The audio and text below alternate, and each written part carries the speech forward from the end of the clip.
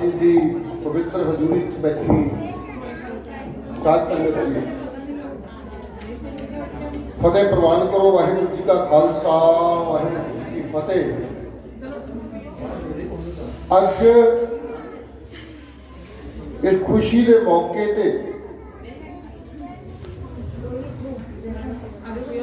मैनू ये कहा गया कि अज पंजाब के अंदर एक ऐसा माहौल है कि कोई भी व्यक्ति उहदे तो अछूता नहीं रह सकता। अज साडे विचों ही 80 90 साल के बजुर्ग, साडियां मातावां भैणां, साडे छोटे छोटे बच्चे 45-46 दिन तो अपने घरां नूं अपने परिवारां नूं छड्ड के दिल्ली के बार्डरां ते बैठे ने।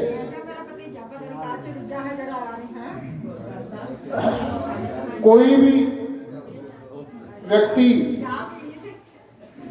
इस सच्चाई तो अखा नहीं मीच सकता कि की कारण है साडे पंजाब के उन्हां लोकां नूं, साडे बजुर्गों नूं, साडियां मातावां नूं, साडे बच्चों नूं दिल्ली के बार्डरां ते जाके बैठना पिया। शुरुआत भावें पंजाब तो हुई, हरियाणा नाल जुड़िया, यूपी, राजस्थान, महाराष्ट्र के किसान अज इस अंदोलन से जुड़ चुके हैं। ना सिर्फ किसान बल्कि देश का हर मेहनत करने वाला व्यक्ति अज इस उम्मीद नाल इस अंदोलन नाल जुड़िया कि यह अंदोलन केवल किसानी समस्यावां नूं ही हल करने का रास्ता नहीं है, बल्कि पूरी मेहनतकश जमात की आज़ादी का अंदोलन है। बहुत थोड़े समय मैं चर्चा करनी चाहूँगा कि सब तो पहली गल जिहड़ी है वो सानू ये जानकारी होनी चाहिए है कि क्यों साडे लोग उत्थे जाके बैठे ने। क्योंकि जो सरकार वालों, भारत सरकार वालों प्रचार किया जा रहा है, जहाँ भारत सरकार वालों पूरी तरह खरीद लिया गया जिहड़ा मीडिया है उहदे वालों ये प्रचार किया जा रहा है, वो बहुत सारे लोगों को प्रभावित कर रहा है। कभी कहा जा रहा है खालिस्तानी ने, ये वखरा देश चाहते हैं, कभी कहा जा रहा है ये अतवादी ने, ये माओवादी ने, ये पाकिस्तान के हमायती ने, कभी ये कहा गया कि माइयां जिहड़ियां आके इत्थे बैठियां ने ये 200 रुपया दिहाड़ी ते आके बैठियां ने। अलग अलग तरीके नाल इस अंदोलन को बदनाम करने की कोशिश लगातार सरकार वालों भी की जा रही है, तो सरकार के खरीदे हुए मीडिया वालों भी लगातार एक कोशिश की जा रही है। कभी ये कहा गया कि इन्होंने लोगों को तो पता ही नहीं किसान बिल की ने, कभी ये कहा गया कि किसान बिल जिहड़े ने ये लोगों के हित च ने, किसानों की आमदन बढ़ाने लई असीं बनाए ने। कभी ये कहा गया कि कांग्रेस ओपोजिशन के भड़काए हुए लोग इत्थे बैठे ने। तो अज पिछले 45-46 दिनों तो बहुत दुख की गल है कि 70 तो ज़्यादा लोग जिहड़े है वो शहादत पा चुके हैं। रोज़ खबर आउंदियां ने, रोज़ 2000 लोग शहीद हो रहे हैं इस अंदोलन में। तो अज बेशक साडे घरां च कितना भी वधिया खुशी का माहौल होवे, लेकिन असीं इस अंदोलन नालों अखां मीच के पासे नहीं हो सकते। वो साडे भरा ने, साडियां मातावां ने, साडे बच्चे ने जिहड़े उत्थे बैठे ने। तो सानू ये समझना बहुत जरूरी है कि सचमुच जो सरकार कह रही है कि ये किसान बिल किसानां दी आमदन नूं दुगना करने लई लिआंदे गए ने, कि इहदे च कोई सच्चाई है? तो मैं बहुत थोड़े शब्दों से जानकारी देना चाहना। तीनों ही बिल असेंशियल कमोडिटी का बिल जिहड़ा सौखे शब्दों से समझना होवे तो वो वस्तां जिहड़ियां रोज़ असीं खांदे आ, वो चीज़ां आलू, प्याज, खंड, पत्ती, वो चीज़ां जिहड़ियां रोज़ असीं खांदे आ। एक कानून बनया होया सी कि कोई भी ਵਿਅਕਤੀ ਇਹਨਾਂ ਚੀਜ਼ਾਂ ਨੂੰ ਸਟਾਕ ਨਹੀਂ ਕਰ ਸਕਦਾ, ਇਹਨਾਂ ਦੀ ਜਮਾਖੋਰੀ ਨਹੀਂ ਕਰ ਸਕਦਾ, ਤਾਂ ਕਿ ਇਹਨਾਂ ਚੀਜ਼ਾਂ ਦਾ ਰੇਟ, ਜਿਹੜੀਆਂ ਚੀਜ਼ਾਂ ਰੋਜ਼ ਸਾਨੂੰ ਖਾਣ ਲਈ ਚਾਹੀਦੀਆਂ, ਜਨਤਾ ਨੂੰ ਖਾਣ ਲਈ ਚਾਹੀਦੀਆਂ, ਇਹਨਾਂ ਦਾ ਰੇਟ ਬਹੁਤ ਜ਼ਿਆਦਾ ਨਾ ਵਧੇ, ਲੋਕਾਂ ਨੂੰ ਬਹੁਤ ਮਹਿੰਗੇ ਭਾਅ ਨਾ ਖਰੀਦਣੀਆਂ ਪੈਣ।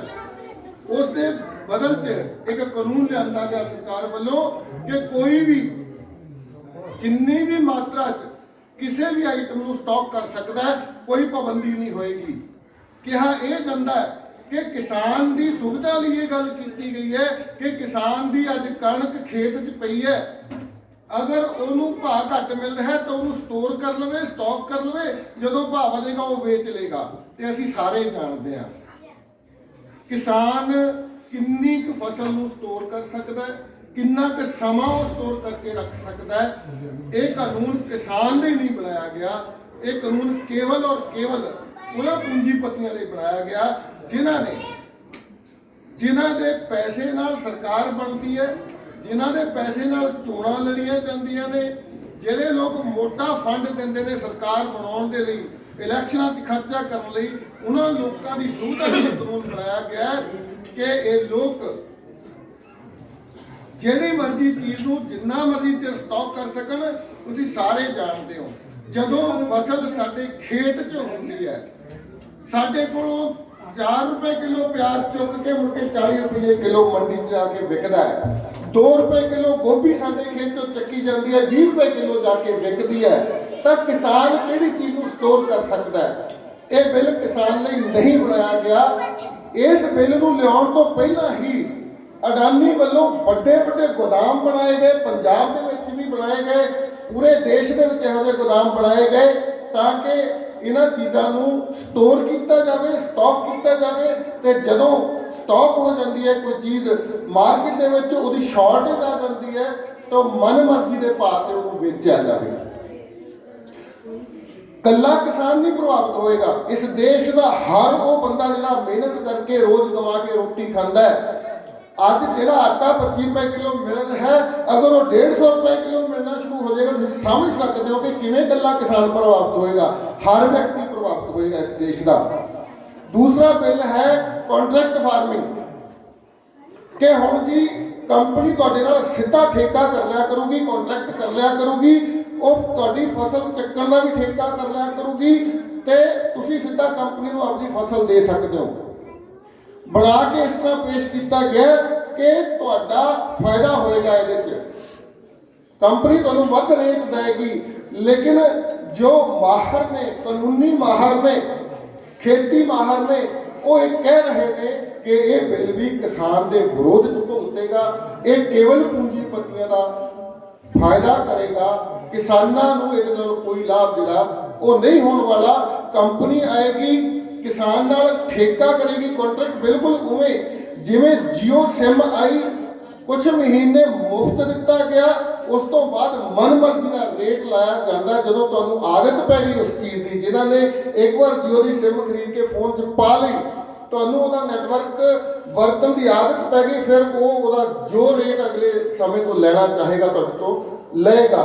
ਕੁਝ ਸਮਾਂ ਕਿਸਾਨ ਨੂੰ ਵੱਧ ਰੇਟ ਦਿੱਤਾ ਜਾ ਸਕਦਾ ਹੈ, ਸਾਲ 2 ਸਾਲ ਕਿਸਾਨ ਨੂੰ ਜ਼ਿਆਦਾ ਰੇਟ ਦੇ ਕੇ ਭਰਮਾਇਆ ਜਾਏਗਾ ਤੇ ਉਸ ਤੋਂ ਬਾਅਦ ਹੱਥ ਖੜੇ ਕਰਕੇ ਜਾਣਗੇ ਸਾਨੂੰ ਘਾਟਾ ਪੈ ਰਿਹਾ, ਅਸੀਂ ਇਹਨਾਂ ਰੇਟ ਨਹੀਂ ਦੇ ਸਕਦੇ, ਹੁਣ ਅਸੀਂ ਆਪਣੀ ਮਰਜ਼ੀ ਨਾਲ ਖਰੀਦੋਗੇ। ਕਿਸਾਨ ਕੋਲ ਕੋਈ ਹੋਰ ਰਸਤਾ ਨਹੀਂ ਬਚੇਗਾ।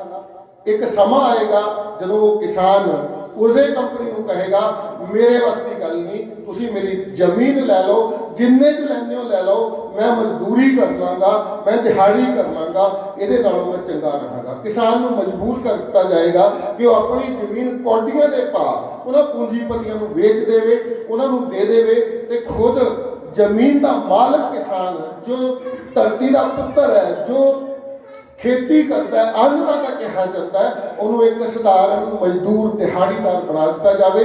ਆਪਣੇ ਹੀ ਖੇਤਾਂ 'ਚ ਉਹ ਉਹਨਾਂ ਕੰਪਨੀਆਂ ਕੋਲ ਦਿਹਾੜੀ 'ਤੇ ਕੰਮ ਕਰੇ। ਤੀਸਰਾ ਬਿੱਲ ਜਿਹਨੂੰ ਖੁੱਲੀ ਮੰਡੀ ਕਿਹਾ ਜਾਂਦਾ ਹੈ, ਮੰਡੀ ਕਿ ਪ੍ਰਾਈਵੇਟ ਮੰਡੀਆਂ ਹੋਣਗੀਆਂ, ਕੋਈ ਵੀ ਵਿਅਕਤੀ ਸਰਕਾਰੀ ਮੰਡੀ 'ਚ ਵੇਚਣਾ ਕਿ ਪ੍ਰਾਈਵੇਟ ਮੰਡੀ 'ਚ ਵੇਚਣਾ ਤੁਹਾਡੀ ਮਰਜ਼ੀ ਹੋਏਗੀ। ਇਹ ਬਿੱਲ ਵੀ ਕਿਸਾਨ ਦੇ ਹਿੱਤ 'ਚ ਨਹੀਂ ਰਹੇਗਾ, ਨਾ ਹੀ ਹੈ। ਕੁਝ ਸਮਾਂ एक सरकारी मंडी लगी हुई है, ਉਹਦੇ ਨਾਲ ਪ੍ਰਾਈਵੇਟ ਮੰਡੀ ਲੱਗੀ ਹੋਈ ਹੈ। ਸਰਕਾਰੀ ਮੰਡੀ ਵਾਲਾ ਤੁਹਾਨੂੰ 2000 ਰੁਪਏ ਦੇ ਰਿਹਾ, ਉਹ 2200 ਰੁਪਏ ਦੇ ਰਿਹਾ ਹੈ, ਤਾਂ ਲਾਜ਼ਮੀ ਅਸੀਂ ਉੱਥੇ ਜਾਵਾਂਗੇ ਜਿੱਥੇ ਵੱਧ ਰੇਟ ਮਿਲਦਾ ਹੈ। ਜਦੋਂ ਹੀ ਅਸੀਂ ਪ੍ਰਾਈਵੇਟ ਮੰਡੀਆਂ ਕੋਲ ਜਾਵਾਂਗੇ, ਸਰਕਾਰੀ ਮੰਡੀਆਂ ਖਾਲੀ ਹੋ ਜਾਣੀਆਂ ਨੇ। 2 ਸਾਲ ਬਾਅਦ ਹੀ ਸਰਕਾਰ ਨੇ ਕਹਿ ਦੇਣਾ ਮੰਡੀਆਂ 'ਚ ਕੋਈ ਕਿਸਾਨ ਨਹੀਂ ਆਉਂਦਾ, ਸਰਕਾਰੀ ਮੰਡੀਆਂ ਨੂੰ ਬੰਦ ਕੀਤਾ ਜਾਵੇ। ਫਿਰ ਸਾਡੀ ਮਜਬੂਰੀ ਬਣ ਜਾਏਗੀ, ਸਿਰਫ ਪ੍ਰਾਈਵੇਟ ਮੰਡੀ 'ਚ ਜਾ ਕੇ ਵੇਚਣਾ ਪਊਗਾ ਤੇ ਉਹ ਆਪਣੀ ਮਰਜ਼ੀ ਨਾਲ ਖਰੀਦੇਗਾ। ਜਿੱਥੇ ਜਿੱਥੇ ਸਰਕਾਰੀ ਮੰਡੀਆਂ ਖਤਮ ਹੋਈਆਂ ਨੇ, ਬਿਹਾਰ ਜਾ ਕੇ ਦੇਖ ਲਓ, ਮੱਕੀ ਜਿਹੜੀ ਹੈ ਉਹ 800 ਰੁਪਏ ਕਿਲੋ ਵਿਕ ਰਹੀ ਹੈ, ਜਦੋਂ ਕਿ 1800-1900 ਰੁਪਏ ਉਹਦਾ ਰੇਟ ਹੈ। ਬਿਹਾਰ ਦੇ ਵਿੱਚ ਇਹ ਕਾਨੂੰਨ ਪਹਿਲਾਂ ਤੋਂ ਲਾਗੂ ਸੀਗੇ, ਤਾਂ ਅੱਜ ਹਾਲਾਤ ਇਹ ਨੇ ਕਿ ਬਿਹਾਰ ਦਾ 4 ਕਿੱਲਿਆਂ ਦਾ ਮਾਲਕ, 5 ਕਿੱਲਿਆਂ ਦਾ ਮਾਲਕ ਪੰਜਾਬ 'ਚ ਆ ਕੇ ਸਾਡੇ ਘਰ 'ਚ ਨੌਕਰੀ ਕਰਦਾ ਹੈ। ਸਾਡੇ 5 ਕਿੱਲਿਆਂ ਦੇ ਕਿਸਾਨ ਤੇ 10 ਕਿੱਲਿਆਂ ਵਾਲੇ ਕਿਸਾਨ ਦੇ ਘਰ 'ਚ ਬਿਹਾਰ ਦਾ 5 ਕਿੱਲਿਆਂ ਦਾ ਮਾਲਕ ਆ ਕੇ ਨੌਕਰੀ ਕਰਦਾ ਹੈ। ਤੇ ਅਗਰ ਪੰਜਾਬੀਆਂ ਦੇ ਮੁੰਡਿਆਂ ਨੂੰ ਵੀ ਇਹ ਕਰਨਾ ਪੈ ਗਿਆ, ਸਾਡੇ ਕੋਲ ਕੋਈ ਜਗ੍ਹਾ ਨਹੀਂ। ਹਾਲਾਂਕਿ ਸਾਨੂੰ ਅੱਜ ਲੱਗਦਾ ਸੀ ਕੈਨੇਡਾ ਜਾ ਕੇ ਦਿਹਾੜੀਆਂ ਕਰ ਲਾਂਗੇ, ਪਰ ਸਾਰੇ ਨਹੀਂ ਜਾ ਪਾਵਾਂਗੇ। ਹਰ ਕਿਸੇ ਦੇ ਵੱਸ ਦੀ ਗੱਲ ਨਹੀਂ ਹੈ ਕਿ ਉਹ ਕੈਨੇਡਾ ਜਾ ਕੇ ਦਿਹਾੜੀ ਕਰ ਲੂਗਾ। ਸਾਡੀ ਮਾਂ ਹੈ ਜ਼ਮੀਨ, ਅਸੀਂ ਇਹ ਜ਼ਮੀਨ ਨਹੀਂ ਛੱਡਣਾ ਚਾਹੁੰਦੇ। ਸਭ ਤੋਂ ਵੱਡੀ ਗੱਲ, ਤੁਹਾਨੂੰ ਇਹ ਲੱਗਦਾ ਹੋ ਸਕਦਾ ਕਿਸੇ ਨੂੰ ਵੀ ਕਿ ਇਹ ਲੋਕਾਂ ਨੂੰ ਗੁੰਮਰਾਹ ਕਰ ਰਹੇ ਨੇ। ਕਿਸਾਨਾਂ ਦੇ ਹੱਕ ਦੀ ਗੱਲ ਹੈ, ਕਿਸਾਨ ਦੇ ਭਲੇ ਲਈ ਬਿੱਲ ਲਿਆਂਦੇ ਗਏ ਆ। ਇੱਕ ਛੋਟੀ ਜਿਹੀ ਗੱਲ ਸਮਝ ਲਓ ਕਿ ਸਰਕਾਰ ਕਹਿ ਰਹੀ ਹੈ ਤੁਹਾਡੇ ਭਲੇ ਦੀ ਗੱਲ ਆ, ਕਿਸਾਨ ਕਹਿ ਰਿਹਾ ਸਾਨੂੰ ਨਹੀਂ ਚਾਹੀਦਾ ਇਹ ਭਲਾ, ਤਾਂ ਸਰਕਾਰ ਨੂੰ ਵਾਪਸ ਲੈ ਲੈਣੇ ਚਾਹੀਦੇ ਨੇ। ਤੁਸੀਂ ਕਿਸੇ ਨੂੰ ਇੱਕ ਛੋਟੀ ਜਿਹੀ ਚੀਜ਼, ਜੋ ਮੰਨ ਲਓ ਇੱਕ ਰੋਟੀ ਦਿੰਦੇ ਹੋ ਕਿਸੇ ਬੰਦੇ ਨੂੰ, ਉਹ ਕਹਿੰਦਾ ਨਹੀਂ ਮੈਨੂੰ ਲੋੜ ਨਹੀਂ, ਮੈਂ ਨਹੀਂ ਖਾਣੀ, ਤਾਂ ਤੁਸੀਂ ਉਹਦੇ ਚਪੇੜਾ ਮਾਰ ਕੇ ਥੋੜ੍ਹਾ ਖਿਲਾਓਗੇ।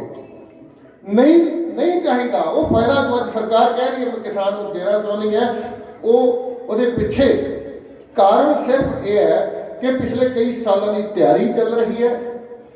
ਅੰਬਾਨੀ ਅਡਾਨੀ ਇਕੱਲੇ ਅੰਬਾਨੀ ਅਡਾਨੀ ਨਹੀਂ ਹੈ, ਉਹਨਾਂ 'ਚ ਬਾਬਾ ਰਾਮਦੇਵ ਵੀ ਹੋ ਸਕਦਾ, ਹੋਰ ਬਹੁਤ ਸਾਰੇ ਪੂੰਜੀਪਤੀ ਨੇ ਜਿਨ੍ਹਾਂ ਨੇ ਮਿਲ ਕੇ ਇਹ ਸਰਕਾਰ ਬਣਾਈ, ਮੋਦੀ ਨੂੰ ਗੱਦੀ ਤੇ ਬਿਠਾਇਆ, ਤੇ ਹੁਣ ਉਹ ਉਸ ਪੈਸੇ ਦਾ ਮੁੱਲ ਵੱਟਣਾ ਚਾਹੁੰਦੇ ਨੇ ਜਿਹੜਾ ਖਰਚਾ ਕਰਕੇ ਉਹਨਾਂ ਨੇ ਸਰਕਾਰ ਬਣਾਈ ਹੈ। ਤੁਸੀਂ ਸਾਨੂੰ ਇਸ ਗੱਲ ਨੂੰ ਸਮਝਣਾ ਹੋਏਗਾ, ਸਾਨੂੰ ਪਾਰਟੀਆਂ ਦੇ ਨਾਂ 'ਤੇ ਵੰਡਿਆ ਗਿਆ, ਸਾਨੂੰ ਛੋਟੇ ਛੋਟੇ ਲਾਲਚ ਦਿੱਤੇ ਗਏ। ਅਸੀਂ ਜੁੜੇ ਇਹਨਾਂ ਪਾਰਟੀਆਂ ਨਾਲ, ਅਲੱਗ-ਅਲੱਗ ਤਰੀਕੇ ਨਾਲ ਜੁੜੇ। ਸਾਨੂੰ ਲੱਗਦਾ ਹੁੰਦਾ ਇਲੈਕਸ਼ਨ ਵੇਲੇ, ਚੋਣਾਂ ਵੇਲੇ, ਕਿ ਇਸ ਲੀਡਰ ਦਾ ਵਿਰੋਧ ਨਹੀਂ ਕਰ ਸਕਦੇ ਅਸੀਂ, ਸਾਡੇ ਫਿਰ ਅਦਾਲਤ ਕਚਹਿਰੀ ਦੇ ਕੰਮ ਕੌਣ ਕਰਵਾਏਗਾ। ਅਸੀਂ ਇਸ ਪਾਰਟੀ ਨਾਲ ਜੁੜੇ ਹੋਏ ਹਾਂ, ਇਹ ਪਾਰਟੀ ਜਿਹੋ ਜਿਹਾ ਮਰਜ਼ੀ ਬੰਦਾ ਖੜਾ ਕਰ ਦੇ, ਅਸੀਂ ਤਾਂ ਜੀ ਪਾਰਟੀ ਨੂੰ ਵੋਟ ਪਾਉਣੀ ਹੈ।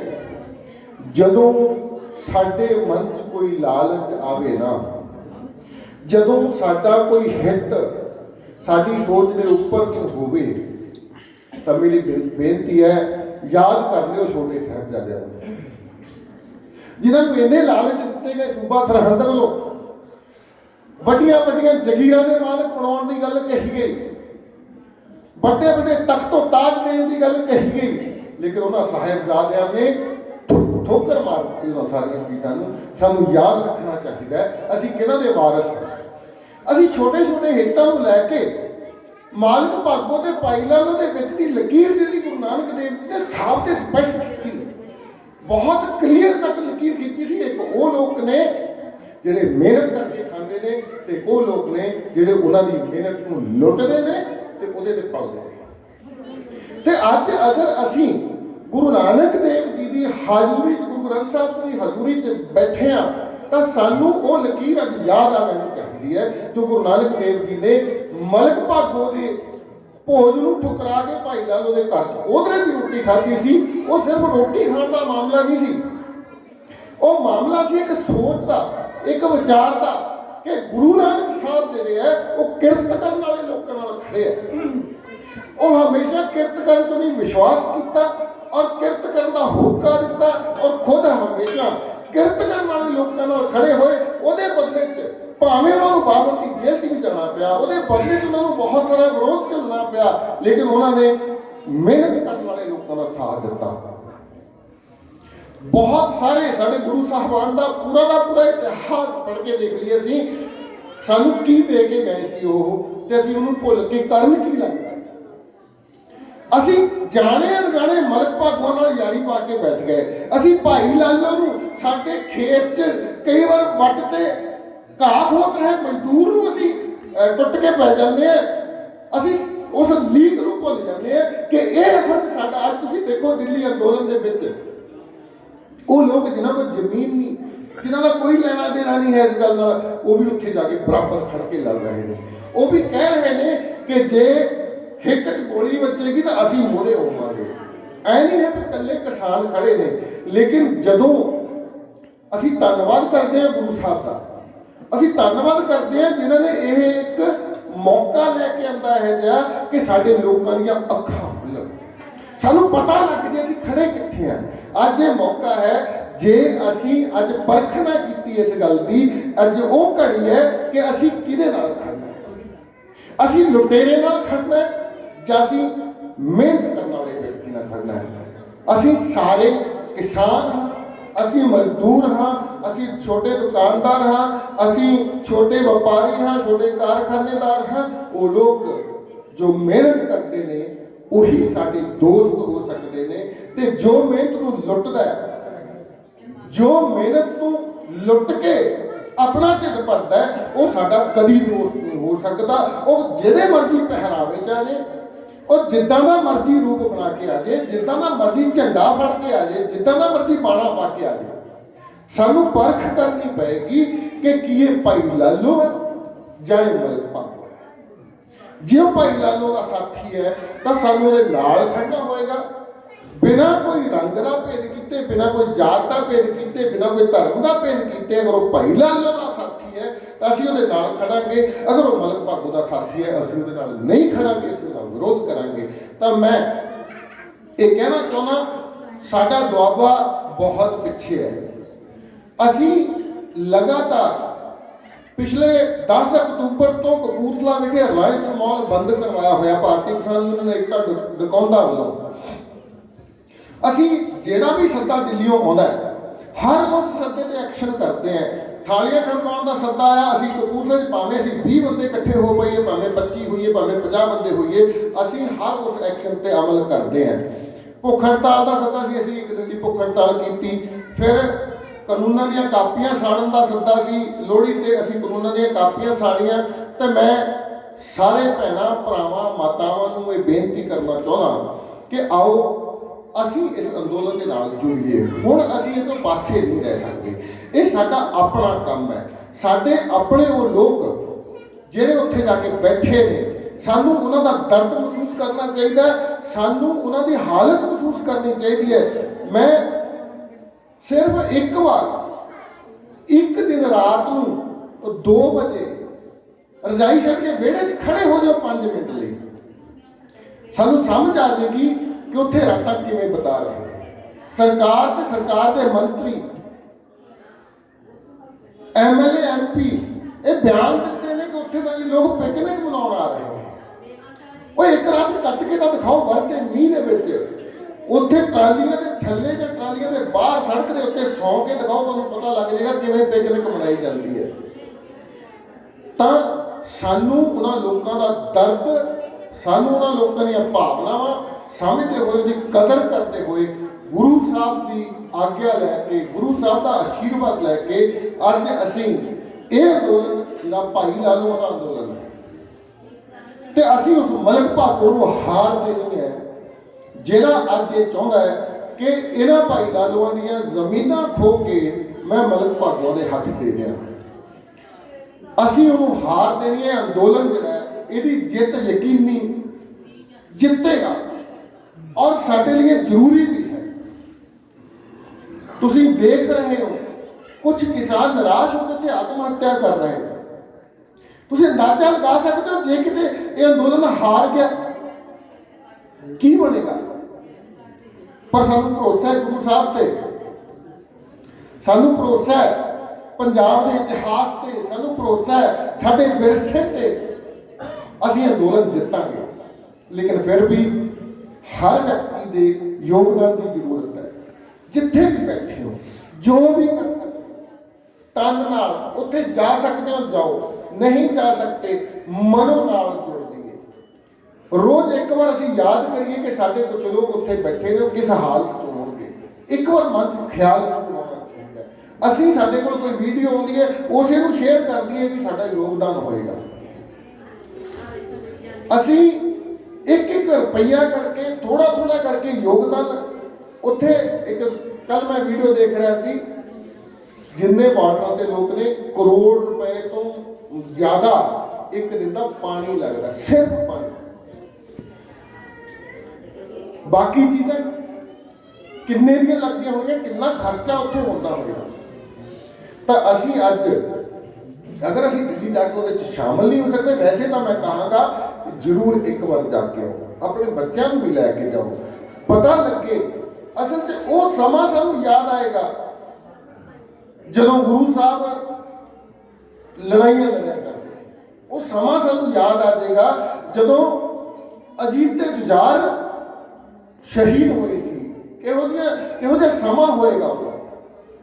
ਅੱਜ ਸਾਡੇ ਉਹ ਲੋਕ ਭਾਵੇਂ ਸ਼ਾਂਤਮਈ ਲੜਾਈ ਲੜ ਰਹੇ ਨੇ, ਪੂਰੀ ਦੁਨੀਆ ਦੀ ਨਜ਼ਰ ਹੈ ਇਸ ਅੰਦੋਲਨ ਤੇ ਅੱਜ ਸਾਵਧਾਨ ਰਹਿਣ ਦੀ ਲੋੜ ਹੈ। ਸਾਨੂੰ ਮਾਣ ਹੈ ਉਹਨਾਂ ਕਿਸਾਨ ਜਥੇਬੰਦੀਆਂ ਤੇ ਜਿਹੜੇ ਅਗਵਾਈ ਕਰ ਰਹੇ ਨੇ, ਉਹ ਇਸ ਅੰਦੋਲਨ ਨੂੰ ਕਿਸੇ ਗਲਤ ਰਾਹ ਤੇ ਨਹੀਂ ਜਾਣ ਦੇਣਗੇ। ਤੇ ਅੱਜ ਇਹ ਸਮਾਂ ਨਿਕਲ ਚੁੱਕਾ ਹੈ ਕਿ ਕੋਈ ਕਿਸੇ ਤਰ੍ਹਾਂ ਦਾ ਸਮਝੌਤਾ ਹੋ ਜਾਏ, ਕੋਈ ਲੀਡਰ ਵਿਕ ਜੇ, ਇਸ ਕਿਸਮ ਦੇ ਹਾਲਾਤ ਖਤਮ ਹੋ ਚੁੱਕੇ ਨੇ। ਇੱਕੋ ਹੀ ਚੀਜ਼ ਹੋ ਸਕਦੀ ਹੈ ਹੁਣ, ਉਹ ਹੈ ਇਸ ਅੰਦੋਲਨ ਦੀ ਜਿੱਤ। ਤੇ ਉਸ ਦਿਨ ਨੂੰ ਵੀ ਕਲਪਨਾ ਕਰਕੇ ਦੇਖਣਾ ਹੈ ਕਿ ਜਿਸ ਦਿਨ ਸਾਡੇ ਉਹ ਲੋਕ ਇਸ ਅੰਦੋਲਨ ਨੂੰ ਜਿੱਤ ਕੇ ਪੰਜਾਬ ਪਰਤਣਗੇ, ਕਿਹੋ ਜਿਹਾ ਮਾਹੌਲ ਹੋਵੇਗਾ। ਲੇਕਿਨ ਜਦੋਂ ਤੱਕ ਅਸੀਂ ਉਸ ਅੰਦੋਲਨ ਨੂੰ ਜਿੱਤ ਨਹੀਂ ਲੈਂਦੇ, ਉਦੋਂ ਤੱਕ ਅਸੀਂ ਜੋ ਵੀ ਕਰ ਸਕਦੇ ਹਾਂ, ਜਿੰਨਾ ਵੀ ਕਰ ਸਕਦੇ ਹਾਂ, ਆਪਣਾ ਯੋਗਦਾਨ ਉਸ ਅੰਦੋਲਨ ਨੂੰ ਦਈਏ। ਮੈਂ ਖਿਮਾ ਦਾ ਜਾਚਕ ਹਾਂ, ਅਗਰ ਮੇਰੀ ਕਿਸੇ ਗੱਲ ਨਾਲ ਕਿਸੇ ਨੂੰ ਕੋਈ ਕਸ਼ਟ ਪਹੁੰਚਿਆ ਹੋਵੇ, ਕਿਸੇ ਨੂੰ ਕੋਈ ਬੁਰੀ ਲੱਗੀ ਹੋਵੇ, ਮੈਂ ਮਾਫੀ ਚਾਹੁੰਦੇ ਹੋਏ ਫਿਰ ਇਹ ਅਪੀਲ ਕਰਦਾ ਕਿ ਆਓ ਆਪਾਂ ਇਸ ਅੰਦੋਲਨ ਨਾਲ ਜੁੜੀਏ। ਕਿਹੜੀ ਕਿਸਾਨ ਜਥੇਬੰਦੀ ਦੇ ਝੰਡੇ ਥੱਲੇ ਜੁੜਨਾ, ਕੋਈ ਰੌਲਾ ਨਹੀਂ। ਕਿਸੇ ਮਜ਼ਦੂਰ ਜਥੇਬੰਦੀ ਵੱਲੋਂ ਜੁੜਨਾ, ਕੋਈ ਰੌਲਾ ਨਹੀਂ। ਵਾਹਿਗੁਰੂ ਬਹੁਤ ਬਹੁਤ ਮਿਹਰਬਾਨੀ। ਮੈਂ